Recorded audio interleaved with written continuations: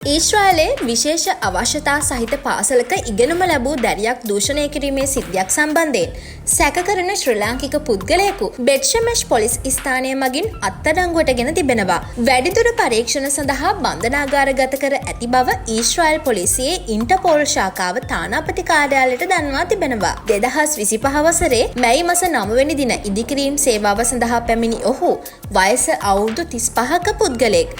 ශ්‍රී ලංකාවේ හැටන් ප්‍රදේශයේ පදිංචිකරුවෙකු වන ඔහු ඊශ්‍රායලයට පැමිණ පසුව ඉදිකිරීම් සේවාවලින් ඉවත් වී තාවකාලික පදනමකින් පිරිසිදු කිරීමේ සේවාවල නිරත වී තිබෙනවා. මෙවැනි චෝදනා සඳහා ඊශ්‍රායලයේ නීතිය තදින් ක්‍රියාත්මක වන අතර අදාළ චෝදනාවට ඔහු වැරදිකරු වුණොත් දීර්ඝකාලීන සිරදඬුවමකින් පසු ශ්‍රී ලංකාවට පිටුහල් කරන බව නිමල් බණ්ඩාර තානාපතිතුමා සඳහන් කරනවා. ඒ වගේම ඊශ්‍රායලයේ සේවය සඳහා පැමිණෙන බොහෝ දෙනෙක්ට මෙහි සමාජ සහ නීතිමය තත්ත්වය පිළිබඳ පැමිණීමට පෙර දැනුවත් කළද නීතිමය තත්ත්වයන් උල්ලංඝනය කිරීම නිසා දැනටමත් බොහෝ දෙනෙකු බන්ධනාගාරගත කොට තිබෙනවා.